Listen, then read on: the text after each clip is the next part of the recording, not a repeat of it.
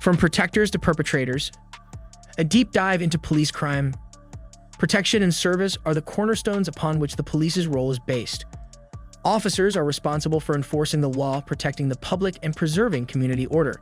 But there is a very unsettling contradiction when their protective role is contrasted with incidents of police crime.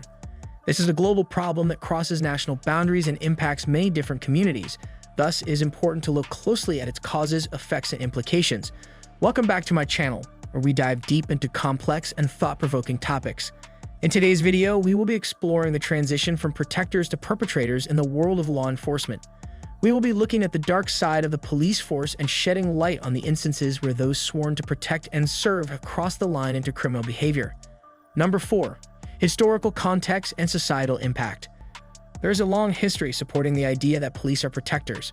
Public safety has always been the main goal, even in the case of contemporary policing organizations and the early law enforcement systems of ancient civilizations. However, incidents of misbehavior by police are not a recent development. Records from the past demonstrate that since the beginning of organized policing, there has been police corruption and misuse of authority.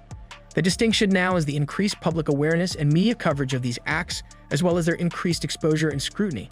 The term police crime refers to a variety of unlawful actions, including racial profiling, excessive use of force, corruption, and bribery.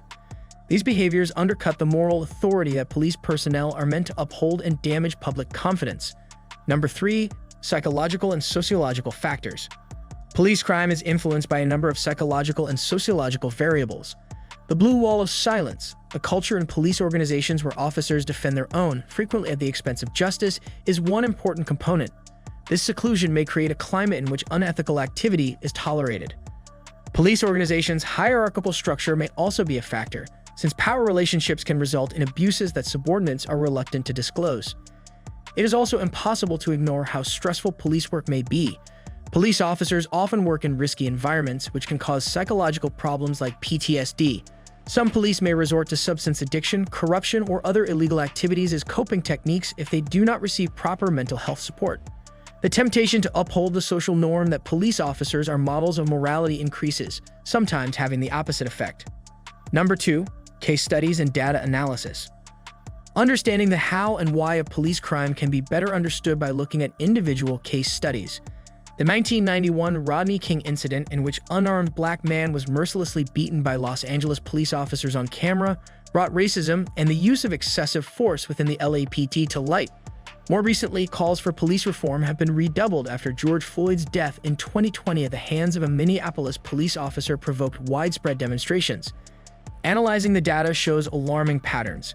For example, research suggests that police wrongdoing disproportionately affects communities of color.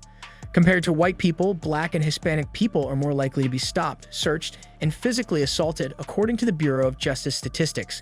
This racial imbalance highlights the necessity of thorough adjustments in the methods used by law enforcement. Number 1.